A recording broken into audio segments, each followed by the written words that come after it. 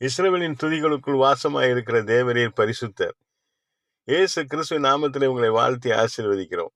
கர்த்தர் உங்களோடு கூட இருப்பாராக. அவருடைய கிருபையின் சமூகம் உங்களை ஆண்டு வழி நடத்துவதாக. பூமிக்கு அடுத்த காரியங்களை சொல்லுகிற பொழுதே நம்மால் நம்ப முடியவில்லையே, பரமத்துக்குரிய காரியங்களை, பரம ராஜ்யத்தில் வைத்திருக்கிற அதிசயத்தையும் அற்புதங்களையும் நாம் எப்படி நம்ம அதை விசுவாசிக்க முடியும் என்று சொல்லி ஆண்டவர் யோவான் எழுதின சுவிசேஷ புத்தகத்திலே கேட்கிறார். நீங்க எப்படி இதை நம்புவீங்கன்னு சொல்லி அந்த ஜனங்களை பார்த்து கேட்கிறார்.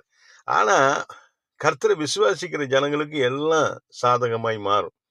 அவர்களுக்கு எந்த பாதகமும் ஏற்படாது. பரம காரியங்களை விசுவாசிப்பது என்பது மிக ஆசீர்வாதமான ஒரு வரம். பூமிக்கு அடுத்த காரியங்களை மாத்திரமல்ல, பரலோகத்தில் இருக்கிற தேவன் நமக்கு வைத்திருக்கிற நித்தியானந்த மகிமையின் பிரசன்னங்களை, அங்கு வைத்திருக்கிற வாக்கு தத்தங்களை, அங்கு வைத்திருக்கிற ஆசீர்வாதமான காரியங்களை விசுவாசிப்பது என்பது மிகப்பெரிய ஆவிக்குரிய வரமாகும்.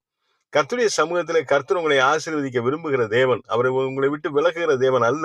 உங்களுக்காக யாவை அவர் செய்து முடிக்கிற தேவனாக இருக்கிறபடினாலே அவருடைய கிருபையின் கரம், வல்லமையின் கரம் உங்களோடு கூட இருக்கிறது. பரிசுத்தமான வாழ்க்கையை வாழ்கிற ஜனங்களுக்கு நித்தியானந்த தேவனுடைய மகிமை சுலபமாக அவருடைய கரங்களிலே கிடைக்கிறது. பரிசுத்தத்தை வாஞ்சிக்கிற மக்களுக்கு கர்த்தர் எப்பொழுதுமே கிருபையை தருகிற தேவனாக இருக்கிறார். பரிசுத்தத்திலே வாஞ்சை இருப்பதே பரிசுத்த வாழ்க்கை வாழ்வதற்கான ஆரம்பத்தின் வெற்றி, மிகப்பெரிய வெற்றியை கொடுக்கிறது. நீங்க பூமிக்கு அடுத்த காரியங்களை மாத்திரமல்ல, கர்த்தர் பரத்திலே நமக்கு வைத்திருக்கிற பெரிதான நன்மைகளை நீங்கள் விசுவாசிக்க வேண்டும். அதற்கு அதிகமாக வேதத்தை நீங்கள் தியானிக்க வேண்டும், வாசிக்க வேண்டும். கர்த்தர் உங்களுக்கு கொடுத்திருக்கிற அரண் உங்களுடைய ஆவி. அந்த ஆவி, அந்த சிந்தனை மண்டலங்கள் எப்படி செயல்படுகிறது, அந்த சிந்தனை மண்டலத்துடைய அடுத்த நிகழ்வுகள் என்ன என்பது நீங்கள் சிந்தித்து பார்க்க வேண்டும். நல்ல வேதத்தை ஆராய்ச்சி செய்து உங்களுடைய வாழ்க்கையில சிந்தித்தால் உண்மையான பகுத்தறிவாளர்கள் நீங்கள் தான். இயேசு கிறிஸ்துவை சொந்த இரட்சகராக ஏற்றுக்கொண்டு அவரை ஆராதிக்கிற, அவருக்கு ஊழியம் செய்கிறவர்கள் தான் உண்மையான பகுத்தறிவு பெற்றவர்கள், ஞானிகள். அவர்கள் தான் இந்த உலகத்தை ஆளப்போகிறவர்கள், எல்லாவற்றையும் ஜெயிக்கிறவர்கள்.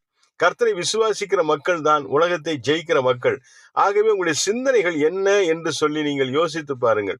உங்களுடைய நினைவு மண்டலம், உங்களுடைய நினைவு ஆற்றல்கள் எங்கு இருக்கிறது, அது என்ன ஆக போகிறது, எங்கிருந்து வந்தது என்று சிந்தித்து பாருங்கள். இது அத்தனைக்கும் பரிசுத்த வேதாகமத்திலே பதில் இருக்கிறது, வேற எங்கேயும் இல்லை. உங்களுக்கு தொடர்ந்து என் வீடியோவை பார்க்கும் பொழுது இதெல்லாம் நான் உங்களுக்கு சொல்லிக் கொடுப்பேன். கர்த்தருக்கு ஸ்தோத்திரம். இது ஒன்றும் பெரிய மறைபொருள் அல்ல. பரிசுத்த வேதாகமத்திலே வெளியரங்கமா பல இடங்கள்ல கர்த்தர் எழுதி கொடுத்திருக்கிறார். ஒரு மனிதன் எங்கேருந்து வர்றான், பூமிக்கு வர்றதுக்கு முன்னாடி எங்க இருந்தான், பூமிக்கு அப்புறம் மரணத்துக்கு அப்புறம் எங்க போறான், இத்தனையும் பைபிள்ல இருக்கு, வேற எங்கேயும் இல்லை.